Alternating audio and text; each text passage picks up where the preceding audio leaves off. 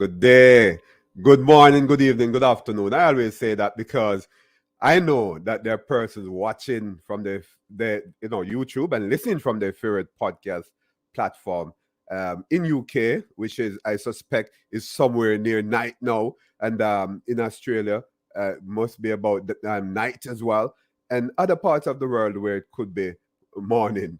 I'm not sure what's going on. That's how the world goes. But I'm going to be talking today about something that many of us believe it's a taboo, and we shun others who might be involved in this thing. In terms of involvement, mean wanting to commit suicide, wanting to take their own lives.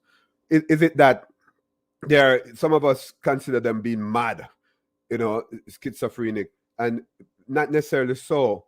There's a lot of talk, a lot of labor being pushed around as it relates to persons who have become suicidal or have suicidal thoughts. How much do we understand those persons? How much do we understand suicide? And it's something that has been tabled just recently when a previous, well, someone who had won Miss USA, and she is a lawyer, and she had jumped to her death in Manhattan. And we have many, many cases that we would want to highlight, or we can highlight as it relates to suicide. But we need to understand what's going on instead of just saying things out of the blues. I'm going to be talking today with a very, very important person. She has experience as it relates to teen suicides. She has been working with teens, and it's really a good thing that she has been doing, especially as it relates to teen suicide. I'm going to let into the studio Jackie Simmons to talk to us about this on a day when we have New York being 54, mostly sunny. Miramar, where I'm reaching out from, 78, and cloudy, and the outside Atlanta, 68. And if you go down to Toronto, it's 37 degrees. It's very cold. Jackie, Jackie, what is like in your where you're from in terms of the weather? Not hearing you, Jackie. Please unmute, Jackie. Unmute. There we go. Okay. Can you hear me now? Cool. What it's like? Well, I'm in Sarasota, Florida. It is beautiful and sunny, and I don't have to have shoes on. Yeah. Where are you? Where are you from? Where are you? Right now, I'm in Sarasota, in Florida. Oh, you're in Florida. So we're in Florida together. It's just Florida. Okay, cool. Yeah, and I'm in the South Flow here in Miramar. Hey, it's nice talking to you, Jackie. But there are a number of things we'd like to talk about. Your mission as well. But I'd like to find out from you before doing that. Who is Jackie? Who is Jackie Simmons? Let me get that down first. Who is Jackie Simmons? That's a really good question, because 2 years ago or 3 years ago, the answer would have been very different.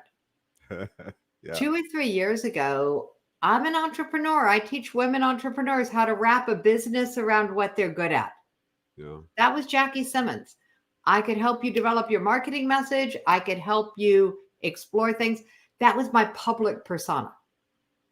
And behind the scenes, I was helping people permanently erase their emotional trauma from the events of their past. Mm-hmm. That was my private client work. Right. And now, this journey that started on August the 3rd, 2019, I call that the day my purpose tapped me on my shoulder. Wow. And I'm going to tell everybody, be prepared, get ready, because someday your purpose is going to tap you on your shoulder. And I wasn't ready. Yeah. If it had happened any way other than the way it happened, I probably could have found a way to avoid it, because I was really good at avoiding uncomfortable things. And I am happy that you have not avoided it. This mission. This is Canute Exploration, your topic in a podcast. I am Dr. Canute White. Continue to talk to Jackie Simmons. But Jackie, I often ask my guests this question. and I'm not sure how you will handle it. But tell us about your childhood. Jackie, way down at 10, 9, 7, 5. Oh my goodness. All right. Guys, I did not have the typical American childhood. Okay. I'll give you a clue. I was born in Fort Campbell, Kentucky. Okay. I'm an Army brat. I lived Oh. in Kentucky an entire 6 months. Mm. And then it was California. And then it was Okinawa. Okay. So it's hysterical. Okay, I'm going to give you some context for why this is funny. Okay. Go ahead. My guy, Mark, Mm-hmm. was born and raised in the Bronx in New York City. He Right. went to school from kindergarten through testing into the Bronx High School of Science with the same people. Mm. I went to kindergarten on 2 different continents. Okay. I mean, our worldviews are very, very, very different. What happened next was the saddest thing that could happen to a kid is that Oh. we came back from Okinawa without my dad. We were told it was because he was being shipped to Vietnam. Mm-hmm. Mm-hmm. And while he did go to Vietnam, he actually ended up surviving 3 tours of Vietnam. It was 2 years later when I walked into the house. I was 8 years old. I walked in. Yeah. Mom had company in the living room. I said, "Hey, Mom, sorry, didn't know you had company." And I went to my bedroom. Yeah. And then I walked out of my bedroom and walked back into the living room because the man in the living room with my mom was my dad. Okay. Mm. And I hadn't recognized him. Mm. And then I found out that he was never going to live with us again. Okay. Because the war in Vietnam was not the war that was going to impact my life. It was the war between the 2 of them. We had left Okinawa not because of Vietnam, but because they were going to get a divorce. Yeah. They just didn't tell us. Yeah. So life in my world was a little chaotic. Yeah. Yeah. No. I mean, we all have that side of us being chaotic during our childhood. 99% of us can say that, right? Yeah. What I've learned on my journey as a stress management consultant and now as the director of the Teen Suicide Prevention Society Right. is that between the ages of 0 and 6, Yeah. without the blessing of a prefrontal cortex, without the ability to reason, Yeah. those are the years that we are deciding what things mean, that we are assigning meanings to things. Mm-hmm. Mm-hmm. We're actually creating the belief system before the age of 6 that we are going to live out for the rest of our lives if we don't understand how the brain works. Interesting. That's interesting. Can you imagine? We do what we do because of decisions we made at a time we don't even remember. Yeah. That's awesome. Hey, Jackie, as we go into the suicidal thing, experience and so on, have you had that experience? Where did you have suicidal ideation? What? Tell us about that. June. I'm going to take you in the Wayback Machine. Okay. June 1995. I have 3 daughters that are all in high school and middle school. Right. It's the start of summer vacation. My daughters are getting ready for their summer trip to visit their father 1 state away. Mm-hmm, mm-hmm. I don't know if you've got daughters, but let me tell you, that only means one thing: shopping. I know, right? Yeah. My middle daughter, Stephanie, was 14, in between her sisters, in between schools, and in between clothing sizes. The shopping became an adventure. Oh my God. Yeah. Outfit after outfit, store after store, nothing fit her. At the end of the day, we came home with nothing except an attitude. Okay. Stephanie headed straight upstairs to the bathroom, and I collapsed on the sofa, grateful to Oh, be off my feet. And then, Mom, I think I need help. okay. My eyes were drawn to Stephanie's left arm. Blood was dripping down Mm, her fingers onto the wood floor. yeah.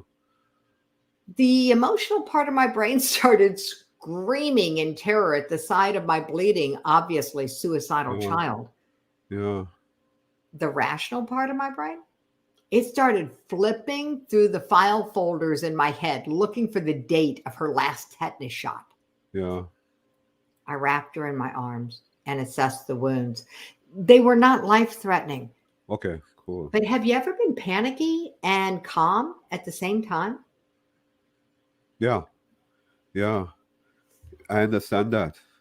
We applied bandages and made plans to visit the local teen mental health facility the next day. Yeah. Eventually, the tears stopped and the mutual I'm sorries were shared, and she slept. I couldn't bear to be away from her. So we Yeah. slept in the living room. And between us was a handwritten note. It was her promise not to harm herself while I slept. Yeah.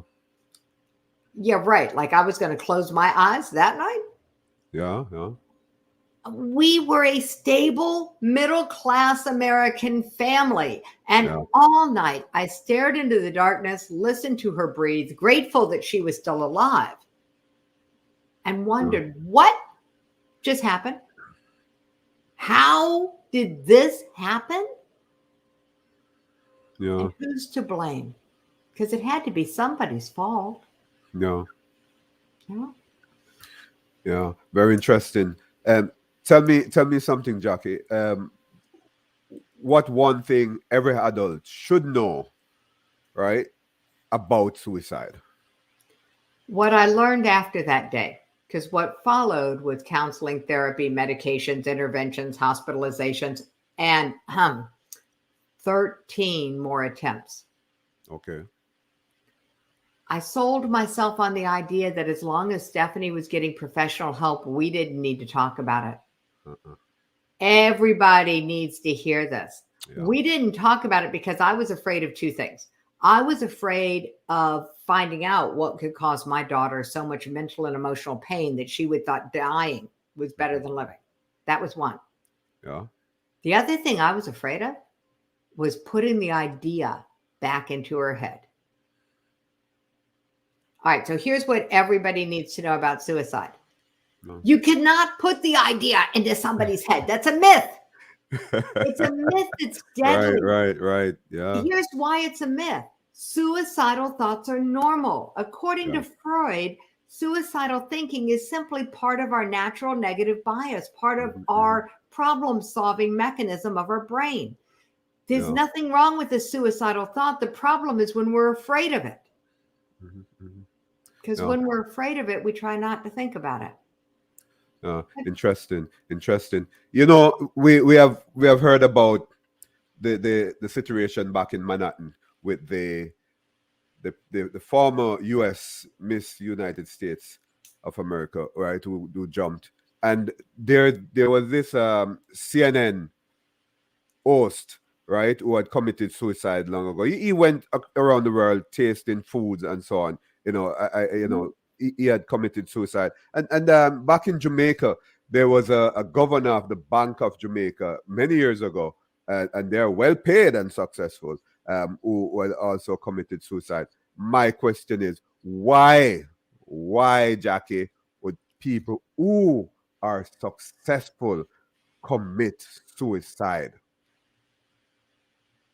Because there's not a connection between success and suicide. Okay. There is no connection between dollars and despair. How do I know? Some of the most influential people in the world have been interviewed on the Suicide Prevention Show, and they have tasted defeat. And they tell me defeat tastes like gun oil.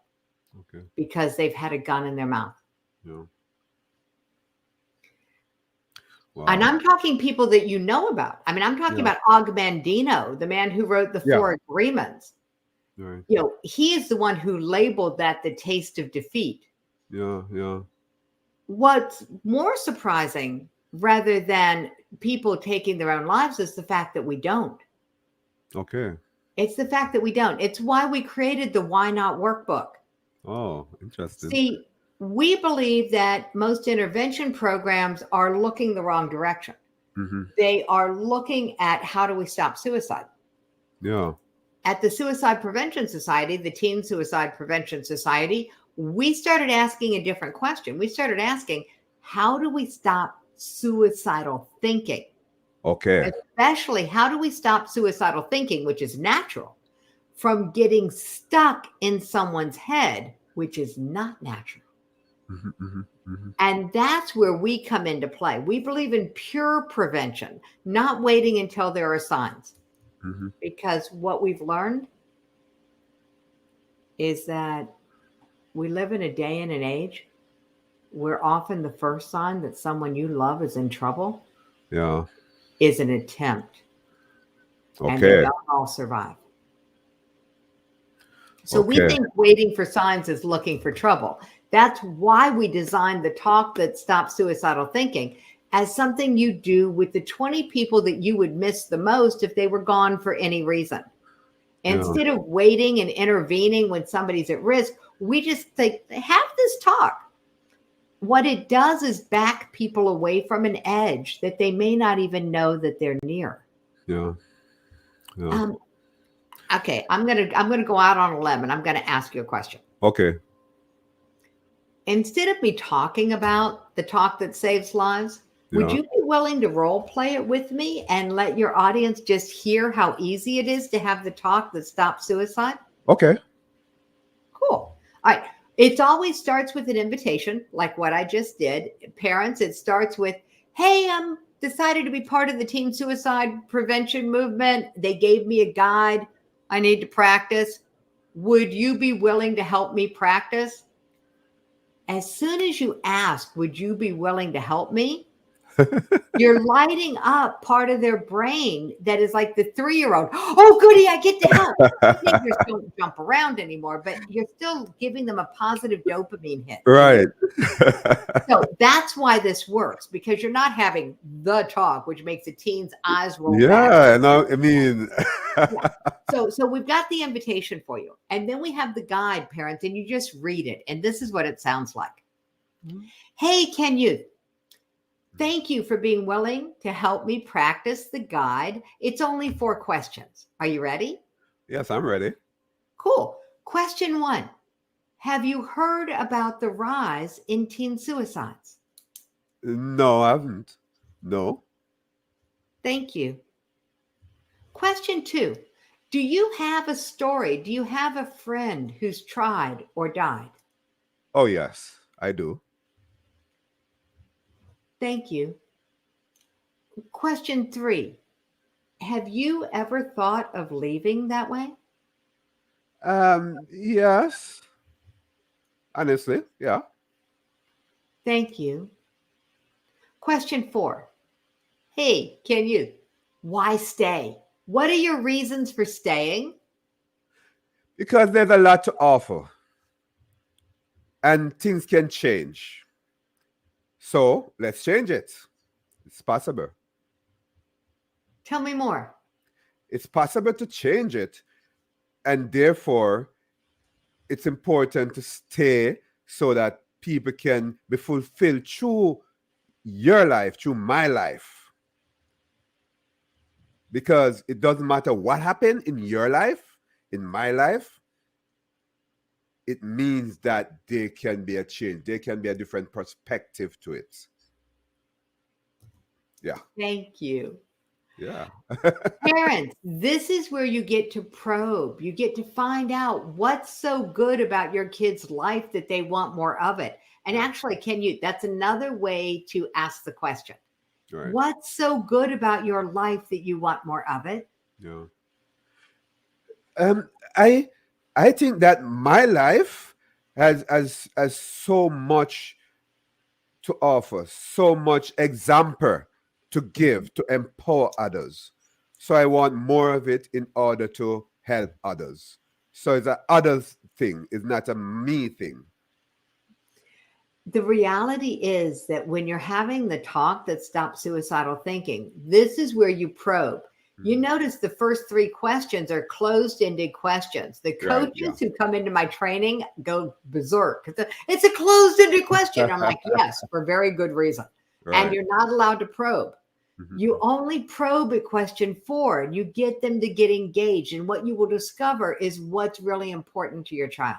Yeah. Yeah. And it has a this talk has a built-in safety feature. Okay. Cool. If your child has thoughts of leaving Hmm. and 0 reasons for staying at question 4, Oh. we say stay with them and call 911. Yeah. This is when you want intervention right now. And Yeah. yes, they will hate you for it. Mm. And they might hate you for a really long time because they're still alive. Yeah. I mean, it's interesting. Oh, you the process, the approach. You know, and it helps. It's help. I'm in psychology now, Jackie, Mm. and it helps with the insights. Mhm. Yeah, and that's very, very important. You know, that might help them to want to stay, and that's critical. I got a question for you from your Yeah, background. go ahead. What would you expect the percentage to be after thousands of talks? What would you expect the percentage to be of people who had thoughts of leaving and 0 reasons for staying? I would want to think that it's about 60%, because a lot of times I believe that that people at the time of wanting to go would perhaps ignore the reasons for staying, the reality as it relates to the reasons for staying. When in the thousands of talks that we've had, guess how Yeah. many people, guess what percentage have actually had thoughts of leaving and 0 reasons for staying?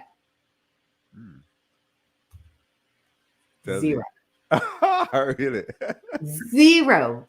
This is really good news for parents. You can't do this wrong. That's our Hmm. premise. You cannot do this talk wrong. Here's why it's 0. People who are struggling with depression and suicidal thinking are really, really good at one thing: Yeah. masking. Yeah. So they That's will their nature. lie. They may tell you they've had thoughts of leaving. They will also tell you reasons for staying that are lies. Yeah. And it doesn't matter, because what happens in that moment and what happened in your brain and in the brains of all your listeners when you gave me your reasons for staying, your brain was hearing the fact that you have reasons for staying. Right. Yeah. So when someone lies about their reasons for staying, it doesn't matter. Their brain is still hearing them say that Yeah. they have reasons for The staying. insight. Yeah. And their brain is building out a new neural network. I call it a file folder. And it's Yeah. a file folder labeled reasons for staying. What that does is it means when they have thoughts of leaving, now those thoughts of leaving are going to bump up against these reasons for staying. Definitely. And the thoughts won't stay around. They will not get hooked the way that they were before. Definitely. And that's the idea. That's what I was trying to say, right? Because they get now this insight, and Mhm. they start to have this conversation, inner conversation, which And will they don't even have to be aware of it. It can happen on the that right. subconscious That level, idea. because You're right. that's where decisions are really made. They're not made Yeah. with our conscious mind. They're made with the emotions that are evoked from the thoughts in our subconscious mind based on Yeah. what we believe. Yeah.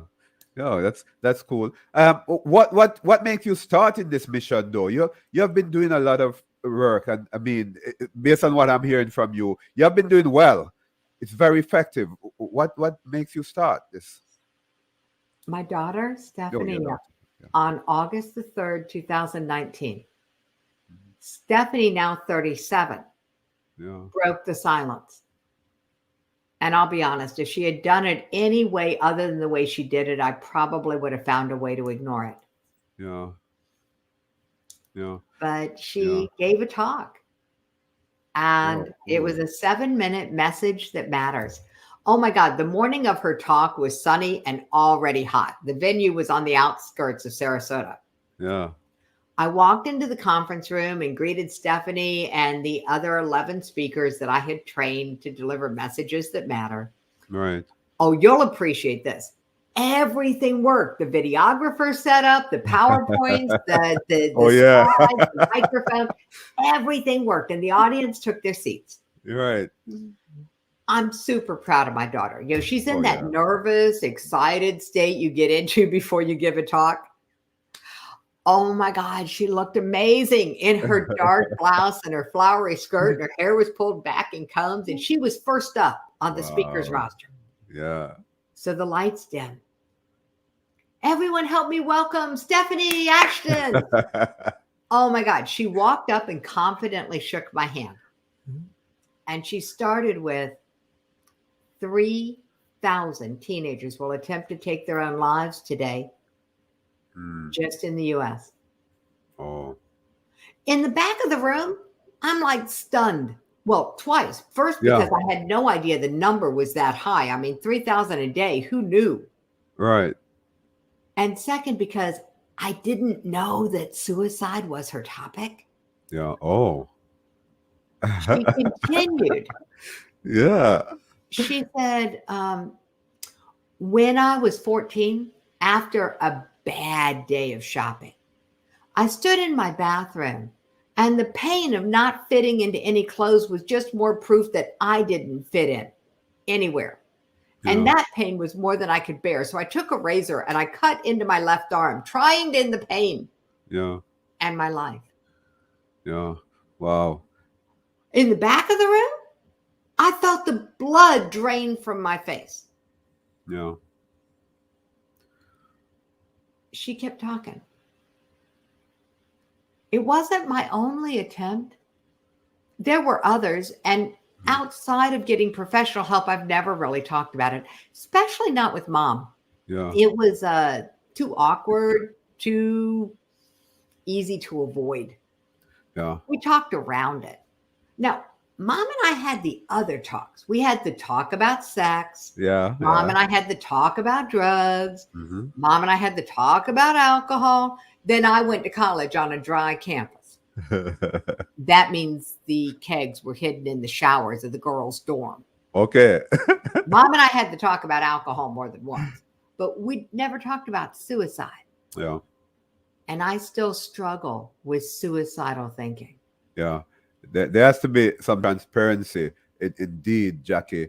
And when you look at the game and social media addictions of these teens, you must have encountered some of these sort of situations. What do you think? How does suicide connects to this sort of addiction, game, and social media addiction? You know, the connection is what happened with my daughter. The Okay. problem with gaming and social media, whether you call it an addiction or not, because we Okay. are all addicted to Oh something. yeah, of course. Yeah, I mean, we just all are. We're addicted Right. to our pleasure centers, whatever fires them. The Right. issue is not how much time they're spending in front of a screen. Yeah.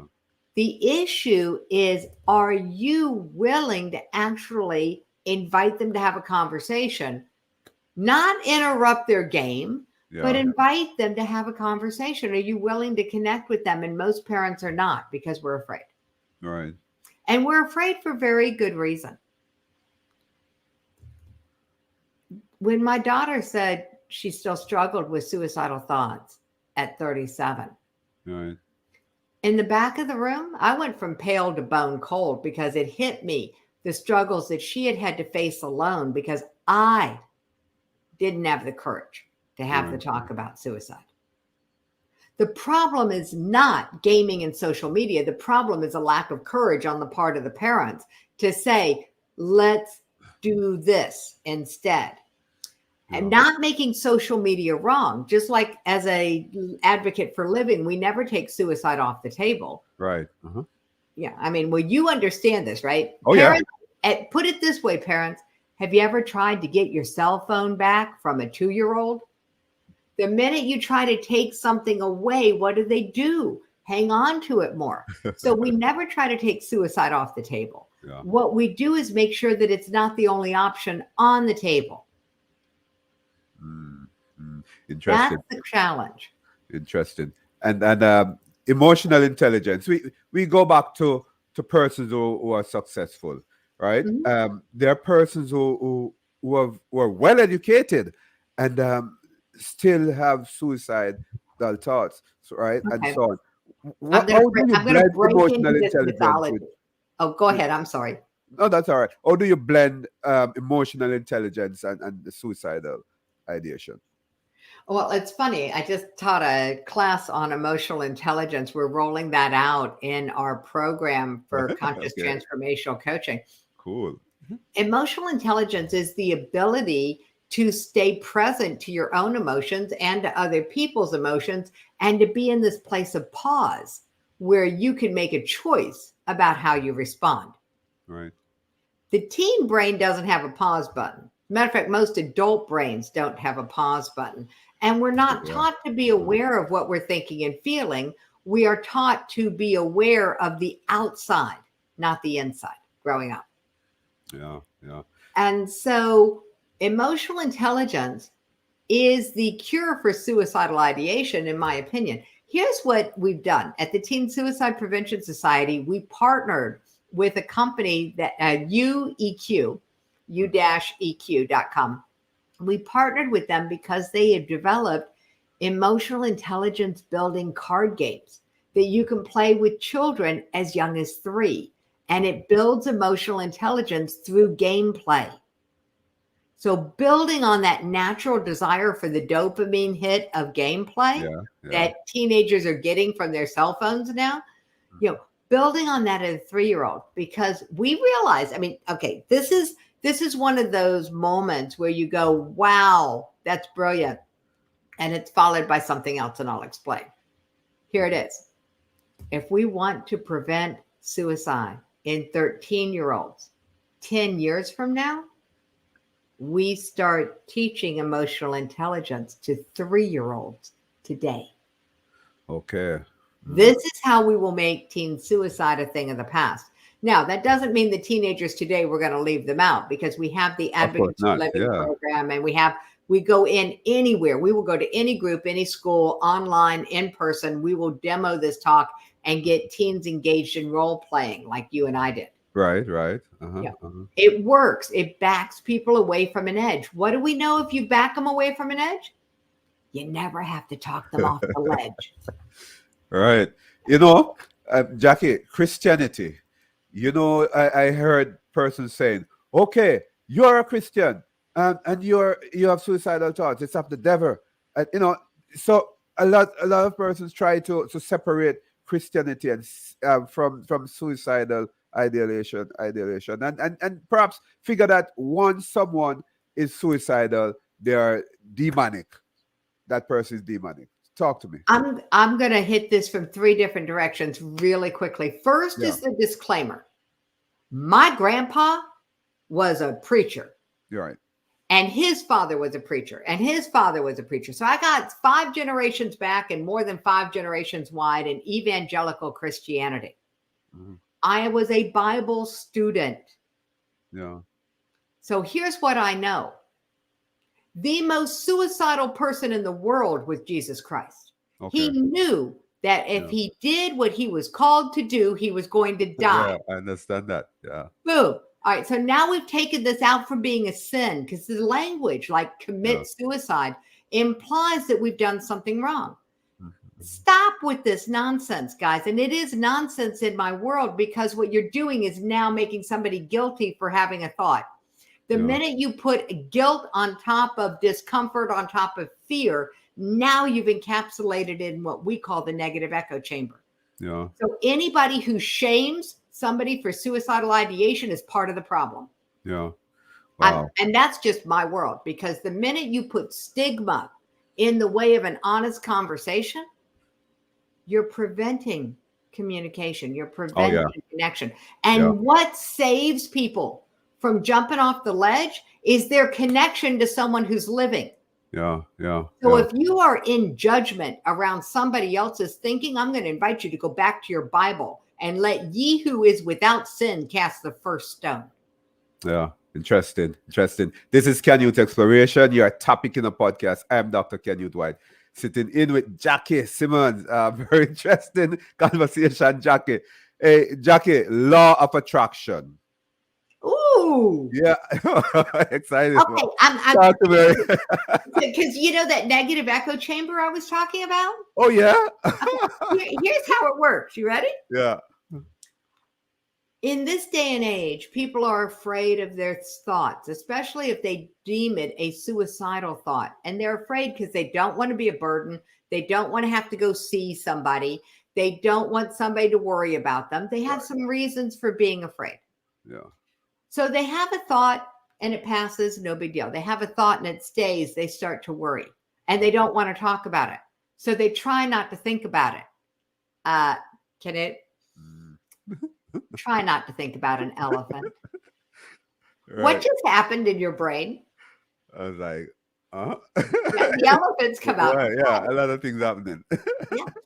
So what's happening in the brain is that you're actually doubling down on the thought because now you're thinking about trying not to think about what you don't want to think about, and you're layering it up. The law of attraction is the explanation of how your subconscious mind works. Your subconscious mind is elegantly designed to bring about what you think about. So if you're thinking about not thinking about a suicidal thought, your subconscious mind starts doing what your subconscious mind is designed to do. It starts looking for opportunities and creating opportunities, making plans for what it thinks you want. Yeah. This is the law of attraction in action that nobody wants to talk about. What you think about, your subconscious mind is designed to bring about. Now, in a teenager, here's the problem. They don't have a prefrontal cortex that's completely built out. Right. So they don't have perspective. They don't have a pause button. I mean, physically, the prefrontal cortex is there by the age of 12, but it's not developed until the age of 24, if we're lucky. Right. I've met some people that I wonder about. Yeah. So now you've got subconscious plan, and all it takes is for that to cross an opportunity. This is why we had to install jump nets on bridges in America, because subconscious plan crosses opportunity in a teenager, boom, they are gone. We've got teenagers waking up in emergency rooms saying, I don't know what happened. I don't know what came up. Yeah. And it's because consciously they didn't know they had a plan. Right. Yeah. You mentioned something about thinking about your own thinking. Yeah. Metacognition, we call it in psychology. And you know, that is a reality. Tell me though, if suicide didn't come to my doorway, right? In my house, in my community, in my friends circle, why should I care, Jackie? There's one in every room. Okay. Every room I walk into, whether it's in person or online, there is one person grieving the loss of a friend or a family member to suicide. Yeah. And there is at least one person struggling to stay alive. Yeah. Do you know 4 young adults? Yeah, of course. You know 4? Yeah, I know young. Yeah. According to the Center for Disease Control, if you know 4 young adults, one of them is struggling to stay alive. And here's what we've discovered. You cannot tell by looking. Yeah. You can't tell by looking. Yeah.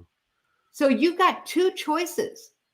You can either wait until suicide has touched your life, or you can have the talk that stops suicidal thinking with everybody you know to make sure that suicide doesn't touch your life. You're either proactive or reactive. And if you're waiting to be reactive, you're looking for trouble. Yeah, definitely. Hey, Jackie, should anyone ever say, I will never have suicidal thoughts? Is it that it's latent and it can come at any time? You know, should people say, hey, I will never, Jackie, I will never. And I'm sure that you have never said, I'm not going to take this anymore. I'm never going to live like this again.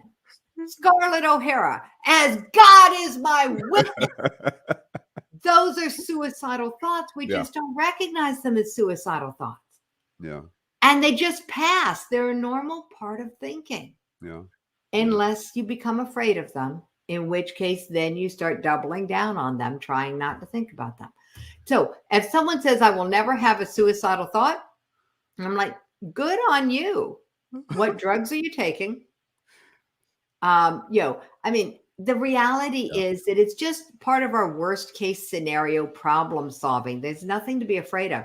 But because we have cast so much stigma on it, we Yeah. have made it so wrong. We use words like commit suicide, which makes it sound like a crime, when what we really mean is that someone died by suicide. Yeah.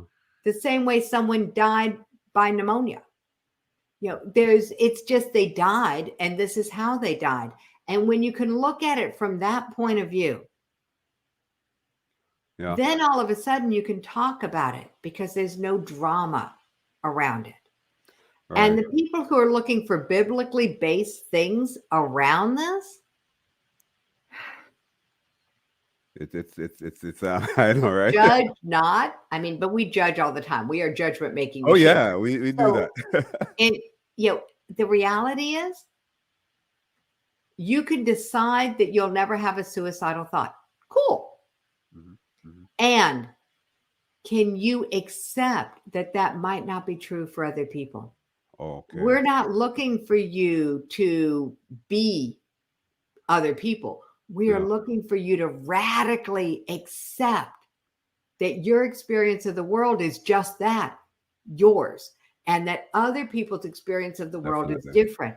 Yeah. And if you want to be part of the movement to make teen suicide a thing of the past, come get the guide. It's free. The training, the video training is free Yeah. at teensuicidepreventionsociety.com. And Right. for $27 a month, you can join the society. And you know what we're doing?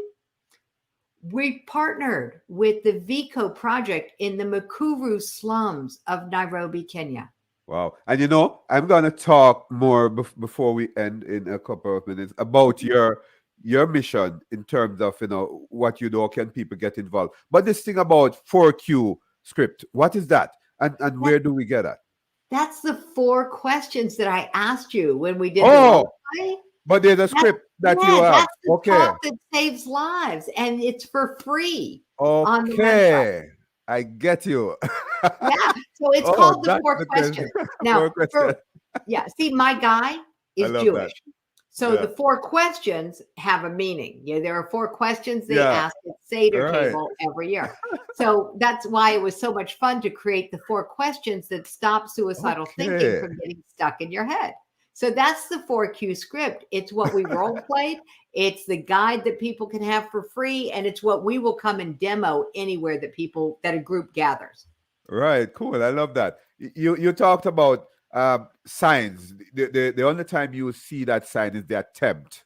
You said that somewhere before. But are That's there the any most other common signs? one. Oh Yeah. yeah, we actually have this. Right. If somebody wants to know what are the signs of potential suicide, there are 2 places I recommend. Right. One is the Center for Disease Control. They have a Okay. checklist. I think it's the most guilt-producing document of all time because Mhm. nobody goes and looks at it until after a loved one attempts or dies. The Mhm. other place you can go is youcan'ttellbylooking.com. Okay. At youcan'ttellbylooking.com, you can get our suicide risk assessment. And you can take the assessment for yourself and your family to find out, are you at risk based on what we know to be true? Based on Okay. our research at the Teen Suicide Prevention Society. Disclaimer, we are not a governmental research facility. We are based on our own experience. This Yeah. is based on the talks that we've had with people. Yeah. I'm gonna be talking about your TED Talk as well. But Oh, I saw this on your website. Um, to tame an elephant is to talk about it. You perhaps alluded to something like that earlier, talking about it. But tell me about this actual statement. tame the elephant? Yeah, it's to talk The about it. elephant in the room. The Right. elephant Yeah. in the room is a limiting belief. The elephant in the room is what you know is a problem, but you I don't want don't to want to talk about talk it. about it. Yeah. You don't want to talk about it. We call that taming the elephant in the room. We Right. actually Oh. have the way of the elephant. I mean, it's part of our culture because you could be riding tsunami, the elephant of anxiety. That Right. feeling you get when all the Yeah. water has left the beach. You can't see it, but you know it's coming. Yeah. Or you could be riding avalanche, the elephant of overwhelm, or quagmire, the elephant of being stuck, or eclipse, Right. the elephant of being invisible to yourself, where Yeah. you've lost touch with how you feel, who you are, what you think. Mm-hmm. Those are the elephants that we help people tame. Yeah. And I got a whole herd of elephants, let me tell you. The one thing I will guarantee you is if you come into our world, either through the Teen Suicide Prevention Society or Success Right. Journey Academy, the elephant you rode in on is not going to be the one you ride out on. I love that. I love that. I love that. This thing about a lot of times people who have suicidal thoughts, person would say, "Hey, you're mad." That's a myth. We know, right? Based on what you have said, and my psychological background, your work with suicidal teens, right? And we want our audience to know that those persons are not mad, but need help, need your support. That's all. If you don't know how to support them, find somebody who does. There are a lot of places you can get free training on how to intervene if you think that somebody is struggling. That's not us. We call those intervention specialists. Right. What we are is prevention providers, pure prevention, proactive. We want you to start having this talk, taking these actions before you think they are needed. Yeah. And all you have to do to help is just go to the Teen Suicide Prevention Society.com, download the guide, watch the videos, make a list of the 20 people that you would miss the most if they weren't around for any reason. Pick up the phone and invite them to have the talk. Yeah. I'm What are going you into doing? your I'm going into your TED talk, but what I want you to do is to advise me, hypothetically, I'm saying I am suicidal. What's your advice to me, hypothetically, role playing here? Talk to If me. you're struggling with suicidal thoughts, get help. Don't wait. Pick up the phone, dial 911. Mm-hmm. If you're not sure whether you're struggling with depression or anxiety, go to Emotional Elephants. Speaking of elephants, emotionalelephants.com. We have free and anonymous screenings for depression and anxiety there that are overseen by mental health professionals. Nobody needs your name. They are free and anonymous. So you can find out, are you dealing with situational depression or clinical depression? Are you struggling with anxiety or are you just worried? So if you're not sure, you can go there and get free help. If you really want to help, you really have, you're not willing to dial 911, dial the 800 number wherever you live, dial the suicide intervention hotline, talk to a stranger. Why? It's often easier to talk to a stranger than it is to talk to someone who knows the possible players in our pain. Right. So Right. talk to a stranger. Yeah. So now you've got intervention, you've got reactive, the 800 number. All of these things are available to you. You can get the screening for depression and anxiety for free without ever giving your name. You don't have to be seen by somebody to get help. And I will say, get help. Right. Don't wait, get help. We want you to stay. Here's what we believe. Heaven doesn't need another angel. Heaven knows we need you here. Yeah, definitely. Definitely. And Canute Exploration, your topic in a podcast supports that. We need you here. You have a lot to do. We want you here. And hey, if Jackie. you don't have something to do, you connect with us at the Teen Suicide Prevention Society. Right. We will give you something to do. Yes, definitely. And I remember, my audience, remember that, right? Reach out to Jackie later on. We will give you her contact, right? So you can Jackie, your TED Talk. We actually got the TEDx talk up on the Teen Suicide Prevention Society.com website. Oh, so cool. now they can just go there and watch the TEDx talk. Oh, so they can go there and watch the TEDx. Yeah, we made it a lot easier. And if they leave a comment, I promise I will reply. Cool. I saw you here. Oh, You know, I'm very creative, you know, so make sure. you are very creative. I am very impressed. That's you being passionate about it, and I love that.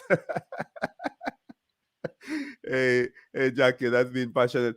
Tell us about though your this mission. It's doing well. It's effective. I know it's effective because you seem like someone who ensure that it's effective, and you're doing a very good job. Do you have anything to say about the mission in terms of it's what's going on with it? We are putting together the Advocates for Living program to roll out on colleges and in corporate America, because you can't tell by looking. And what if we could just prevent the problem? What if you could create a culture on your school campus or in your building, in your office, in your company, of people who are advocates, not just for themselves, not just for your clients, but for each other?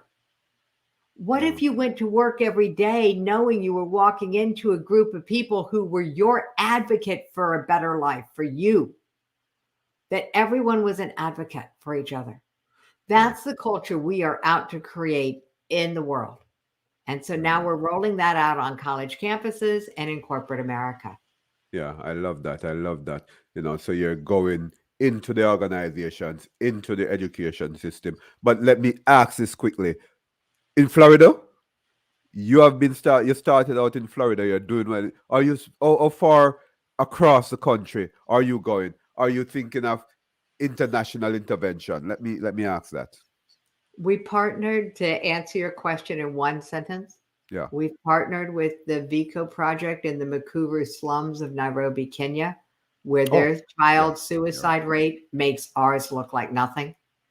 Every day, because of our partnership, over 750 children are getting breakfast, often their only meal of the day. And the school absentee rate, the school attendance rate among these kids was about 23%. Yeah. Now it's over 80%. Because they are having breakfast, they're going to school. Because we fund a library building, they have a safe place to come in the morning, and they have a safe place to go after school where there's electricity, where they can do homework. Yeah. And this month, we partnered with them to build a shelter. So people who were vulnerable at night and victimized and raped and sodomized now have a place where they can go at night and be safe. And every dollar that comes into the Teen Suicide Prevention Society goes to support that mission. I love that, Jackie. And the other missions around the world. I love that. We are very much bootstrapped and self-funded. So if somebody joins the society for $27 a month, they're impacting the lives of hundreds of children, not just in America, but around the world. Right. And in the description of this episode, those of you listening on your favorite podcast platform, watching, the description of this episode has the links to Jackie's website and Instagram. And yeah, you can contact her through those means. But Jackie, you will not get away with this. Have you ever gone to Jamaica? I'm Jamaican. Why not, Jackie? I haven't been to Jamaica. I have barely been in that part of the world at all. I will have to put it on my list. Please, right? You'll have to tell me what's so good about Jamaica. You realize that I'm friendly, right? Yeah. Yeah. Jamaicans are friendly people. They would welcome you with that open arms. And yeah, the beaches are great, right? The sunshine. Well, you're in Florida, but the sunshine in Jamaica is far different, right? There we go. and I will make a plan. yeah. So there are more, but make a plan, right? I love to tell my guests to visit Jamaica. I mean, it's, You could be a travel agent, you know? well, who knows? I'm doing that in my own way here. Hey, are there any other contact, Jackie, that you'd like to give while we finish up? I'd like to give everyone a gift. And the gift is the ability to instantly shift your brain from negative, neutral, or stressed to positive by watching something for only 3 minutes. Yeah. You can find it at emotionalteflon.com. Teflon. You know, that stuff that makes it where things slide off of you?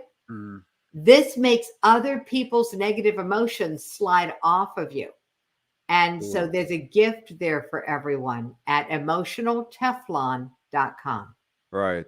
And Jackie's website, you can go there, and Instagram page, you can go there, and you contact her further. And Jackie, hey, it's so nice to talk with you. I've learned a lot, and I'm very engaging, and I really love it. I continue to do the work that you have been doing, Jackie. Thank you so very, very much. Thank you. Bye bye. So that was Jackie. And Jackie Simmons is such a shining star. What she's doing is very, very important, guys. And she's trying to save teens. And we need to assist. She talked about how you can assist the mission. Please go to our website and see how much or best you can assist the mission that Jackie is doing. Be a partner with Jackie, and see how best we can save teens around the world. Even if we don't perhaps get into a section of the world, then you will understand that at least we save one, and it's very critical as teens are suicidal. They have a lot of challenges. Don't think that your two-year old, that your 5-year old is not having a challenge, mental challenge, depression and so on. They can get stressed too. So talk about it. That elephant in the room, right? Talk about it. This